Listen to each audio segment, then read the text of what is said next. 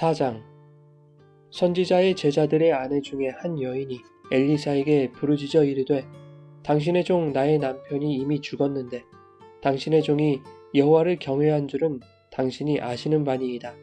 이제 빚준 사람이 와서 나의 두 아이를 데려가 그의 종을 삼고자 하나이다 하니 엘리사가 그에게 이르되 내가 너를 위하여 어떻게 하랴. 내 집에 무엇이 있는지 내게 말하라. 그가 이르되 계집종의 집에 기름 한 그릇 외에는 아무것도 없나이다 하니 이르되 너는 밖에 나가서 모든 이웃에게 그릇을 빌리라. 빈 그릇을 빌리되 조금 빌리지 말고 너는 내 두 아들과 함께 들어가서 문을 닫고 그 모든 그릇에 기름을 부어서 차는 대로 옮겨 놓으라 하니라. 여인이 물러가서 그의 두 아들과 함께 문을 닫은 후에 그들은 그릇을 그에게로 가져오고 그는 부었더니 그릇에 다 찬지라. 여인이 아들에게 이르되 또 그릇을 내게로 가져오라 하니 아들이 이르되 다른 그릇이 없나이다 하니 기름이 곧 그쳤더라. 그 여인이 하나님의 사람에게 나아가서 말하니 그가 이르되 너는 가서 기름을 팔아 빚을 갚고 남은 것으로 너와 내 두 아들이 생활하라 하였더라. 하루는 엘리사가 수넴에 이르렀더니 거기에 한 귀한 여인이 그를 간곤하여 음식을 먹게 하였으므로 엘리사가 그곳을 지날 때마다 음식을 먹으러 그리로 들어갔더라. 여인이 그의 남편에게 이르되 항상 우리를 지나가는 이 사람은 하나님의 거룩한 사람인 줄을 내가 아노니 청하건대 우리가 그를 위하여 작은 방을 담 위에 만들고 침상과 책상과 의자와 촛대를 두사이다. 그가 우리에게 이르면 거기에 머물리이다 하였더라. 하루는 엘리사가 거기에 이르러 그 방에 들어가 누웠더니 자기 사환 게하시에게 이르되 이 수넴 여인을 불러오라 하니 곧 여인을 부르매 여인이 그 앞에 선지라. 엘리사가 자기 사환에게 이르되 너는 그에게 이르라. 내가 이같이 우리를 위하여 세심한 배려를 하는도다. 내가 너를 위하여 무엇을 하랴. 왕에게나 사령관에게 무슨 구할 것이 있느냐 하니 여인이 이르되 나는 내 백성 중에 거주하나이다 하니라.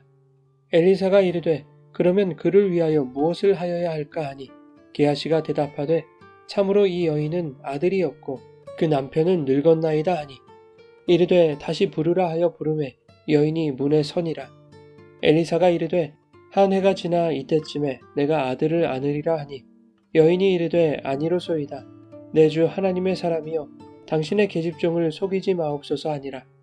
여인이 과연 잉태하여 한 해가 지나 이때쯤에 엘리사가 여인에게 말한 대로 아들을 낳았더라. 그 아이가 자라매 하루는 추수꾼들에게 나가서 그의 아버지에게 이르렀더니 그의 아버지에게 이르되 내 머리야 내 머리야 하는지라. 그의 아버지가 사환에게 말하여 그의 어머니에게로 데려가라 하매 곧 어머니에게로 데려갔더니 낮까지 어머니의 무릎에 앉아 있다가 죽은지라. 그의 어머니가 올라가서 아들을 하나님의 사람의 침상 위에 두고 문을 닫고 나와 그 남편을 불러 이르되 청하건대 사환 한 명과 나귀 한 마리를 내게로 보내소서. 내가 하나님의 사람에게 달려갔다가 돌아오리이다 하니 그 남편이 이르되 초하루도 아니요 안식일도 아니거늘 그대가 오늘 어찌하여 그에게 나아가고자 하느냐 하는지라. 여인이 이르되 평안을 비나이다 하니라.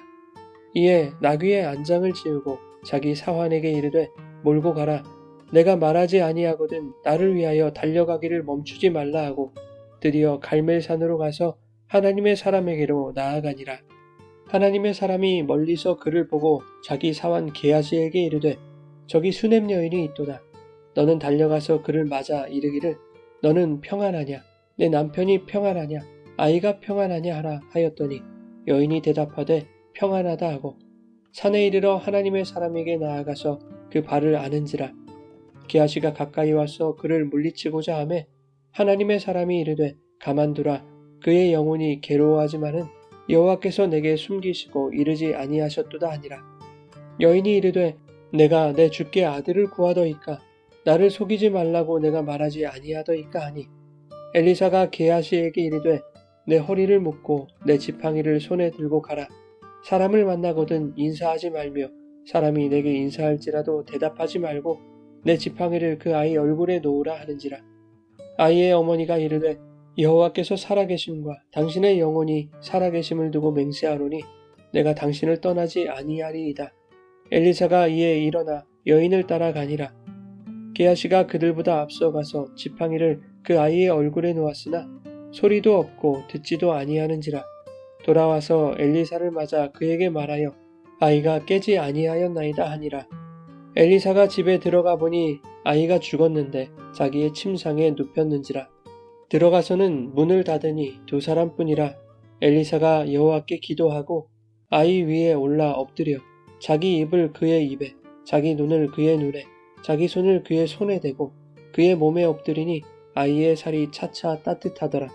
엘리사가 내려서 집 안에서 한 번 이리저리 다니고 다시 아이 위에 올라 엎드리니 아이가 7번 재채기하고 눈을 뜨는지라. 엘리사가 게하시를 불러 저 수냄 여인을 불러오라 하니 곧 부름에 여인이 들어가니 엘리사가 이르되 내 아들을 데리고 가라 하니라. 여인이 들어가서 엘리사의 발 앞에서 땅에 엎드려 절하고 아들을 안고 나가니라. 엘리사가 다시 길갈에 이르니 그 땅에 흉년이 들었는데 선지자의 제자들이 엘리사의 앞에 앉은지라. 엘리사가 자기 사원에게 이르되 큰 솥을 걸고 선지자의 제자들을 위하여 국을 끓이라 하매 한 사람이 채소를 캐러 들에 나가 들포도 넝굴을 만나 그것에서 드로박을 따서 옷자락에 채워가지고 돌아와 썰어 국 끓이는 솥에 넣되 그들은 무엇인지 알지 못한지라. 이에 퍼다가 무리에게 주어 먹게 하였더니 무리가 국을 먹다가 그들이 외쳐 이르되 하나님의 사람이여 솥에 죽음의 독이 있나이다 하고 능히 먹지 못하는지라.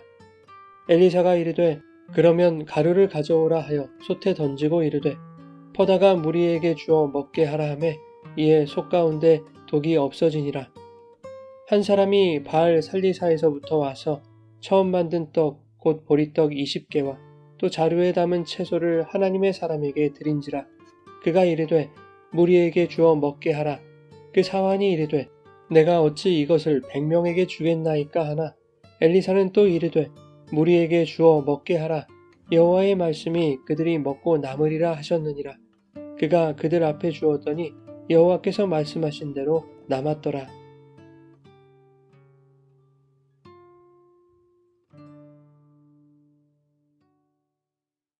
여러분 좋은 아침입니다. 오늘도 말씀의 은혜가 여러분의 삶에 풍성히 임하기를 소망합니다. 열왕기서는 남북 왕조의 왕들의 이야기지만 이야기 중심에는 엘리야와 엘리사라는 선지자가 등장합니다. 그 선지자들을 통한 하나님의 뜻을 전하는 것이 열왕기의 목적이라고 할 수 있습니다. 하나님은 이스라엘이 가장 악하고 타락했던 아합의 시대에 엘리야라는 위대한 선지자를 등장시키셨고 엘리야가 승천한 후에는 엘리사를 통해 스승의 갑절의 능력으로 사역을 이어가게 하셨습니다. 엘리야와 엘리사의 사역에는 서로 다른 특징이 있었습니다. 엘리야가 신앙적인 문제에 주력했다면 엘리사는 일상의 문제, 즉 먹고 사는 문제에도 적극적으로 관여했다는 것입니다. 엘리사가 850명의 이방신 선지자들과 대결한 것도 이스라엘의 참 신은 오직 여호와 하나님뿐이라는 것을 드러내기 위한 종교적인 사역이었습니다. 물론 엘리야가 사르밧 여인의 곤궁한 삶을 돌아봤다 할지라도 그 이야기는 아합에게 가뭄을 예고했다가 숨어 지내게 되었을 때 하나님이 엘리야를 먹이시고 돌보시는 과정 속에서 일어난 일이었습니다. 한편 엘리야의 갈멜산 대결 덕분에 엘리사는 종교적인 사역의 부담감을 조금은 덜 수 있게 되었을 것입니다. 그만큼 엘리사는 인간의 삶의 영역과 사회적 문제 등에 관여했습니다. 오늘 본문에 기록된 엘리사의 4가지 기적이 바로 그것을 보여주고 있는 것이죠. 영적인 영역만을 신앙이라고 하지 않습니다. 신앙은 일상을 살아가는 성도의 삶의 반영이기도 하죠. 즉 신앙은 영적인 영역과 삶의 영역이 조화를 이루는 것입니다. 그렇다고 해서 본문이 성숙하고 경건한 신앙인들에게는 예상치 못한 놀라운 기적이 일어난다라는 것을 말하는 것은 아닙니다. 성도에게 기적은 이미 일어난 것 아닙니까? 예수를 알게 되고 그분을 나의 구주로 영접하여 사망의 존재에서 하나님 나라의 백성으로 신분이 변화한 것, 그것이 성도의 기적인 것이죠. 본문에 나타난 엘리사의 기적이 우리에게 목적하는 것은 그 사건과 기적에 집중하는 것이 아니라 하나님께서 우리의 삶에 어떻게 관여하시고 어떻게 역사하시는가, 그것에 집중하게 하시는 것입니다. 또한 당신의 백성들에게 무한한 긍휼과 자비를 베푸시는 그 하나님께 시선을 돌리게 하시려는 것입니다. 엘리사가 사역했던 시대는 종교적으로 타락했을 뿐만 아니라 먹고 살기 매우 어려운 시대였습니다. 38절부터 시작되는 세 번째 기적에서 보듯이 엘리사가 길갈에 있을 때 그 땅에 흉년이 들었다고 말합니다. 당시 길갈과 베델과 여리고에는 선지자 학교가 있었는데 엘리사는 이곳들을 순회하면서 선지자를 양성하고 돌보는 일을 했습니다. 그런데 43절에 네 번째 기적 이야기에서 보듯이 길갈에 있는 선지자 학교 생도들의 수만 100명이었습니다. 아마 베델과 여리고에도 그 정도 수의 생도가 있었을 것입니다. 심한 흉년에 그 많은 선지자들을 먹이는 것은 참으로 어려운 일이었을 것입니다. 38절에 배고픈 선지자 생도들이 엘리사 앞에 둘러앉아 있습니다. 배고픈 아기 새들이 어미새만 바라보는 것 마냥 그렇게 엘리사를 바라보고 있었을 것입니다. 그때 엘리사가 자기 사환에게 큰 솥을 걸고 제자들을 위해 국을 끓이라고 합니다. 그러자 한 사람이 들에 나가서 들포도 덩굴을 캐어옵니다. 그것을 썰어서 솥에 넣고 국을 끓여서 제자들이 먹게 되는데 40절에 솥에 죽음의 독이 있어서 능히 먹지 못했다라고 말씀합니다. 누군가 솥에 독을 넣었다는 것이 아니라 쓴맛 때문에 식용으로 쓸 수 없었던 들포도 덩굴을 넣었기 때문입니다. 엘리사는 밀가루를 가져오게 하여 그것을 솥에 넣자 독이 없어지고 무리가 먹을 수 있게 되었습니다. 이 장에서 소금을 던져 물의 근원을 고쳤던 기적과 유사한 것이죠. 그리고 42절부터 네 번째 기적이 이어지는데 한 사람이 보리떡 20개와 자루에 담은 채소를 엘리사에게 가져옵니다. 엘리사는 이것을 무리에게 주어 먹게 하라 라고 말하죠. 그런데 100명이 먹기에는 매우 부족한 양이었습니다. 사환이 말합니다. 어찌 이것을 100명에게 주겠나이까? 그러자 엘리사는 다시 말합니다. 무리에게 주어 먹게 하라. 여호와의 말씀이 그들이 먹고 남으리라 하셨느니라. 그러자 여호와께서 말씀하신 대로 배불리 먹고 남는 기적이 일어났습니다. 마치 오병이어의 기적과 유사한 일이 일어난 것이죠. 오병이어의 기적은 예수께서 당신의 능력으로 보리떡 5개와 물고기 2마리를 엄청나게 부풀려 주셨다는 것을 말씀하는 것이 아니었습니다. 예수님이 마음만 먹으셨다면 오병이어 없이도 많은 무리를 먹이실 수 있었을 것입니다. 굳이 어린아이가 들고 온 오병이어를 사용하신 것은 그 아이의 믿음을 칭찬하기 위함이 아니라 인간이 내어놓는 오병이어로는 도무지 5,000명의 배를 채울 수 없다는 그 불가능을 폭로하시려는 것이었습니다. 주님, 이것으로 어떻게 이 많은 사람을 먹일 수 있단 말입니까? 이러한 제자들의 반응을 끌어내는 도구에 불과했던 것이죠. 주님은 그냥 당신이 풍성하게 양식을 공급해 주실 수 있는 분이었습니다. 하지만 사람들의 힘으로 감당할 수 없는 불가능한 환경과 믿음 없음을 드러내신 후에야 먹이시는 것입니다. 환경을 보지 말고 인간의 기준으로 계산하지 말고 떡을 보지 말고 예수님을 보라는 것이죠. 그래서 오늘 본문에서도 엘리사가 무리에게 쓰디쓴 국을 맛보게 하는 것입니다. 너희가 가져온 것은 결코 양식이 될 수 없다는 것이죠. 한 사람이 가져온 보리떡 20개가 너희 100명에게 온전한 양식이 될 수 없다라는 것입니다. 오직 너희를 먹이시는 것은 여호와의 말씀이다 라는 것을 설명하고 있는 것이죠. 뿐만 아니라 그 말씀 안에 거하는 자들의 삶을 하나님이 외면치 않으시고 그들의 일상에 필요한 것들을 반드시 공급하신다는 것입니다. 그런데 하나님 안에서 먹고 사는 신앙인들의 삶 속에 쓰디쓴 잔이 채워지고 현실적 결핍이 찾아오더라는 것입니다. 그러한 때에 너희는 국이 쓰다고 불평할 것인지 빵이 부족하다고 원망할 것인지 아니면 주님이 채우실 것을 믿으며 주님의 은혜를 바라볼 것인지를 우리에게 묻고 계시는 것이 아닐까 생각됩니다. 하나님은 무에서 유를 창조하실 수 있는 분입니다. 하지만 하나님은 우리에게 있는 것을 통해서 역사하십니다. 우리가 가진 오병이어가 불가능이라 할지라도 우리가 캐낸 들포도 덩굴이 독이라 할지라도 하나님은 그것을 통해 우리의 연약함을 드러내시고 당신의 온전함으로 덮으십니다. 본문의 첫 번째 기적은 선지자 생도였던 남편과 사별한 가난한 여인을 돕는 이야기입니다. 여인은 남편이 죽고 생활고에 시달리다가 빚을 지게 되었고 빚을 갚지 못하여 두 아들과 함께 노예로 팔려가게 될 처지였습니다. 엘리사는 그 여인에게 내가 너를 위하여 어떻게 하랴 라고 묻습니다. 이제 여인이 대답할 차례 아닙니까? 아마도 여인은 돈이 필요합니다. 양식이 필요합니다. 빚을 청산할 수 있도록 도와주십시오. 이러한 대답을 내놓았을 것입니다. 그런데 엘리사는 그녀의 대답을 듣기 전에 다른 질문을 한 가지 던지는 것이죠. 내 집에 무엇이 있는지를 내게 말하라. 즉 엘리사가 듣고 싶었던 것은 바로 두 번째 질문에 대한 대답이었던 것이죠. 내가 너를 위하여 어떻게 할 것인지는 네가 가진 그것으로 내가 결정하겠다라는 뜻입니다. 여인은 기름 한 그릇 외에는 아무것도 없다고 대답하죠. 그러자 엘리사는 빈 그릇을 많이 빌려오게 한 후에 두 아들과 함께 그 모든 그릇에 기름을 부어서 채우라고 합니다. 여러분, 이 말대로 행한다는 것은 얼마나 미련한 짓입니까? 고작 한 그릇 남은 기름은 그릇 하나를 채우기도 전에 바닥나고 말 것입니다. 그 한 그릇의 기름으로는 결코 빌려온 많은 그릇을 채울 수 없는 그 불가능성을 드러내고 있는 것입니다. 그 기름 한 그릇이 바로 오병이어였고 들포도 덩굴이며 보리떡 20개인 것이죠. 하지만 엘리사는 그 여인이 가지고 있는 기름 한 그릇을 사용하여 채움의 역사를 일으키는 것입니다. 오병이어로 5,000명을 먹이는 것과 같습니다. 불가능을 드러내어 온전함으로 덮는 것이죠.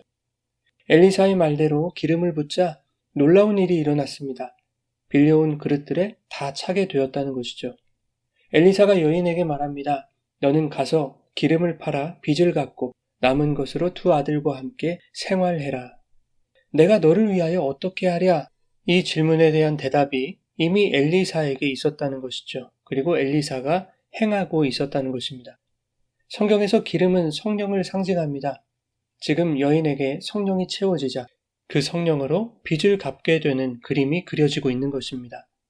빚 때문에 노예로 팔려갈 수밖에 없었던 상황에서 해방되는 것이죠. 죄와 사망의 속박에서 벗어나 생명으로 옮겨진 것을 상징하고 있는 것입니다. 그렇게 생명을 얻으면 살게 되는 것이죠. 그것을 본문에서 채워진 기름을 팔아 아들들과 함께 생활해라 라고 말씀하고 있는 것입니다. 예수 그리스도께서 십자가에 팔려 우리에게 성령이 부어졌고 그 성령과 함께 그리스도의 생명 안에서 살아가는 성도의 삶을 선언하고 있는 것입니다. 두 번째 기적은 수넴 여인에게 수태를 예고한 대로 아들이 태어나고 또 그 아이가 죽자 엘리사가 살려내는 이야기입니다. 10절에 보면 수넴 여인은 엘리사를 위해서 자기 집에 거처를 마련해주고 침상과 책상과 의자와 촛대를 준비하는 등 세심하게 배려하는 사람이었습니다. 8절에서는 그 여인에 대하여 귀한 여인이라고 표현하지요. 13절에 엘리사가 자기 사환을 시켜 여인에게 내가 너를 위하여 무엇을 해줄까를 물었을 때 나는 내 백성 중에 거주하나이다. 즉 만족하며 살고 있습니다. 라고 대답할 정도로 하나님의 은혜에 감사하며 자족할 줄 아는 사람이었습니다. 그런데 그녀가 가진 이 귀한 성품이 한순간에 깨져버리죠. 아들이 죽자 엘리사에게 찾아가 원망합니다. 내가 언제 아들을 낳게 해달라고 부탁을 했습니까? 하나님도 잘 섬기면서 그렇게 만족하면서 잘 살고 있는 저에게 도대체 왜 아들을 주셔서 지금 나를 괴롭게 하십니까? 여러분, 이것이 인간의 실체이죠. 하나님의 사람을 섬기고 배려하는 그 여인의 헌신과 신앙의 열정은 귀한 것입니다. 그럼에도 불구하고 여인에게 있는 그것이 죽은 아들을 살려낼 수 없는 인간의 불가능성을 드러내고 있는 것입니다. 우리에게 있는 신앙적인 그 어떠함으로도 사망의 존재였던 나에게 생명을 가져다 줄 수 없다는 것을 보여줍니다. 결과적으로 엘리사는 여인의 아들을 살려내죠. 여인은 엘리사의 발 앞에 엎드려 절합니다. 내가 너를 위하여 무엇을 하랴? 이 질문에 대한 대답을 하나님의 사람 엘리사가 행한 것입니다. 죽은 아들을 살려내는 것, 그 무엇과도 바꿀 수 없는 풍성한 은혜를 경험케 하기 위해 여인이 가진 그 귀한 성품과 신앙이 얼마나 형편없는 것이었는지를 보게 하신 것이죠. 사랑하는 여러분, 오늘 우리에게 참 많은 결핍과 상함들이 있습니다. 그것에 대하여 주님은 우리에게 늘 질문을 가지고 찾아오십니다. 내가 너를 위하여 어떻게 하랴? 내가 너를 위하여 무엇을 하랴? 그렇게 물으시는 주님 앞에 우리의 방법과 소원을 들이미는 것은 허무한 것입니다. 정확한 대답과 해결책은 주님이 가지고 계시고 주님은 그것을 이미 행하고 계시기 때문입니다. 우리의 신앙의 바닥이 드러나고 연약함과 불가능이 드러나는 그 순간에도 주님께서 성도의 온전한 만족을 위하여 일하고 계심을 믿으며 오늘도 더욱 주님을 바라보고 말씀을 의지하며 천국의 온전함을 소망하는 복된 삶이 되시기를 예수님의 이름으로 축원합니다.